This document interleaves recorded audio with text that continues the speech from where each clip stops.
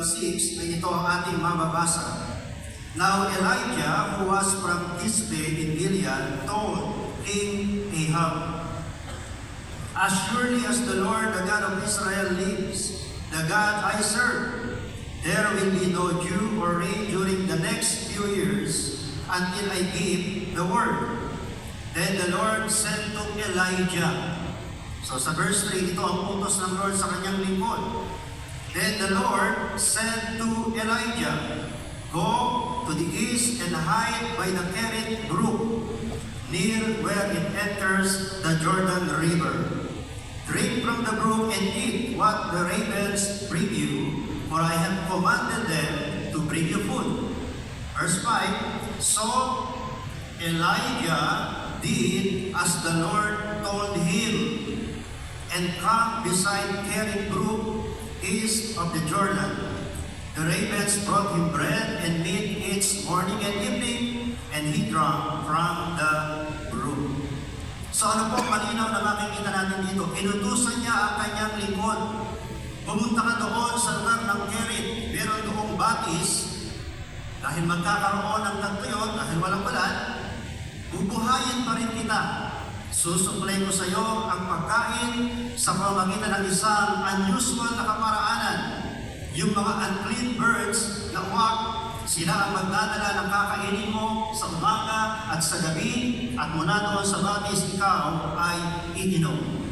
So dito po ay makikita natin ang maliwanag na kautusan. Merong pag-uutos ang Lord sa kanyang lingkod. Pumunta ka sa lugar na yon ng Kerit. Gawin mo ang aking ipinag-uutos sa iyo, at ano ang response, ano ang tugon ng lalaki ng Diyos? Elijah did as the Lord told him. Now, bakit pa kinakailangan ito ay iutos ng Lord sa kanya? Pagkat yung kanyang pag-announce ng tagtuyot na darating, ito po ay against kay King Ahab, isang threat sa kanyang paghahari at sa kanyang kaharian. Kasi magpo-pronounce na ng tagtuyot, ano mangyayari sa kaharian? Ano mangyayari sa economy, sa mga pananim ng kaharian ng Israel? So ito ay tahas ang pagsalungat sa pagiging hari, paghahari ni King Ahab.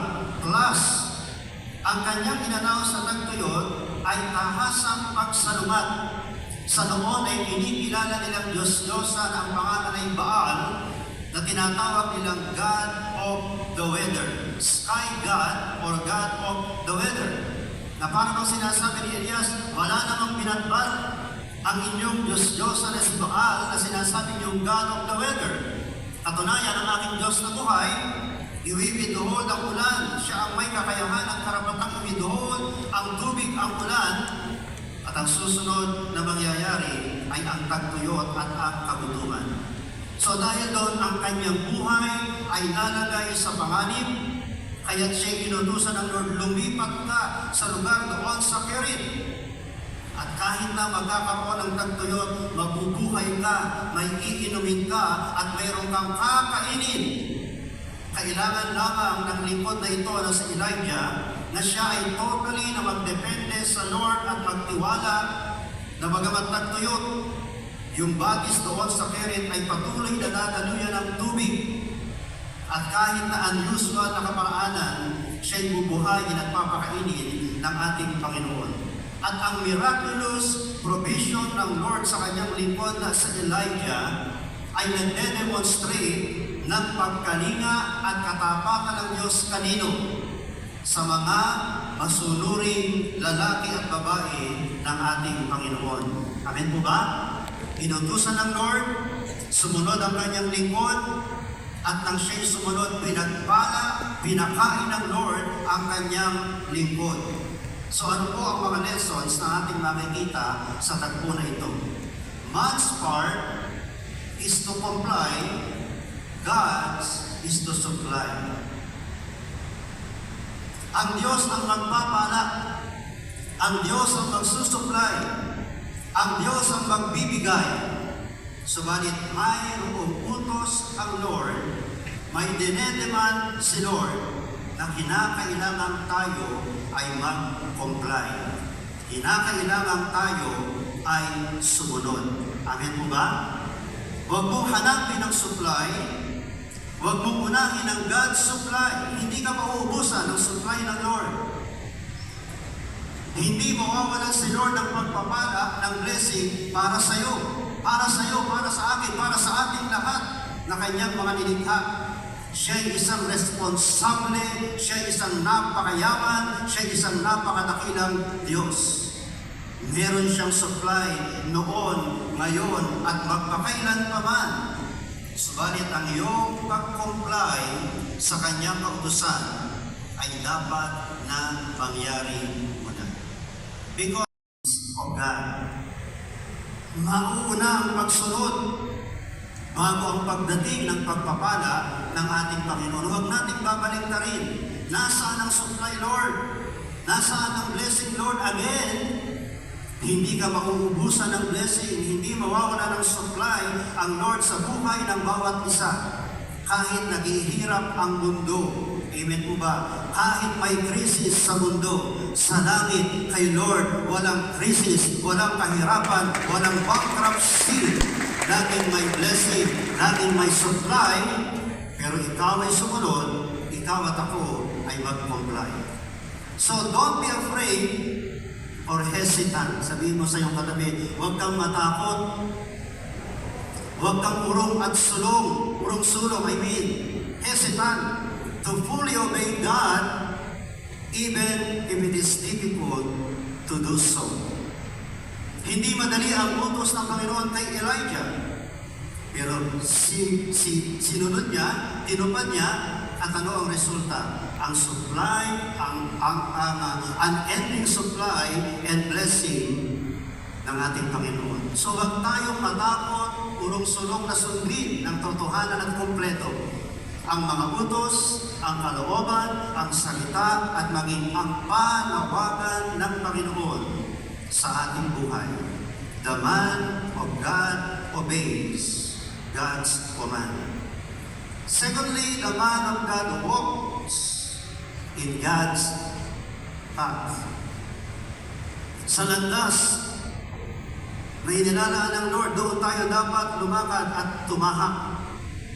Verses 7 to 10. But after a while, the brook dried up.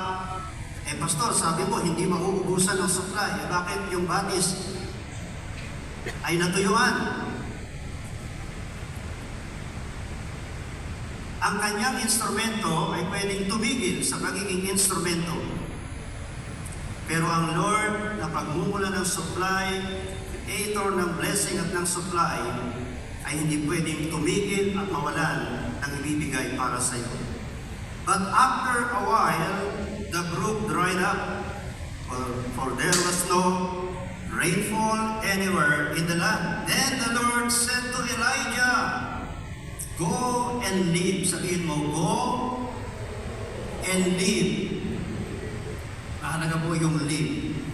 Go and live in the village of Sarephat, near the city of Sidon. I have instructed a widow there to feed you. So he went to Sarephat. Merong eksaktong lugar na kung saan nais ng Diyos na ang kanyang lingkod ay naroon. Pumunta ka at manirahan ka. Na mahalagang maunawaan natin, go and live. Pagkat sa Elijah, nung sinabi ng Lord go, pwede siyang pumunta. Pag siya'y nabagot na, nahirapan na, ay umalis. Pero sabi ng Lord, go and stay. Ito ang lugar. Ito ang direksyon na inalalaan ko sa iyo bilang aking lingkod. Diyan ka tumahak at diyan ka manatili sa landas na yan na aking niloloob para sa iyo. Yung lugar ng Sarephat ay lugar na kung saan nagmula ang isang Queen Jezebel, ang asawa ni King Ahab. Isang wicked queen. Madaling sabi, ang pupuntahan nito si Elijah ay teritoryo ng kanyang mga kaaway kung saan si Baal ay kinikilala at sinasamba. Mapanganib para sa kanyang pumunta at mag-stay sa lugar na yon. Pero siya'y sumunod. Dinala siya ng Lord sa isang mahirap na balong. Kung ako sa Elijah, siguro isipin ko, Lord, sana pagdating ko doon sa Sarepta, ang sasalubong sa akin ay isang balong, pero mayaman, kaya akong pakainin at bigyan ng inumin. Pero siya'y tinapon ng Lord sa isang mahirap na balong. Ngayon, ang sabi ng Luke chapter 4, 25 to 26, nung panahon ni Elijah, sa panahon o period na yon, ay maraming mga balo sa Israel. Subalit hindi sa kanila siya dinala ni Lord, kundi doon sa Sarepta, sa balo na ito, sa lugar na yon. Ano po ang ibig sabihin? Alam ni Lord ang tamang lugar para sa iyo, para sa akin, para sa atin na kanyang mga lingkod. Kaya ang dapat mo at dapat kong gawin ay lagi tayong susunod sa direksyon kung saan tayo ay dinadala at inaakay ng Panginoon.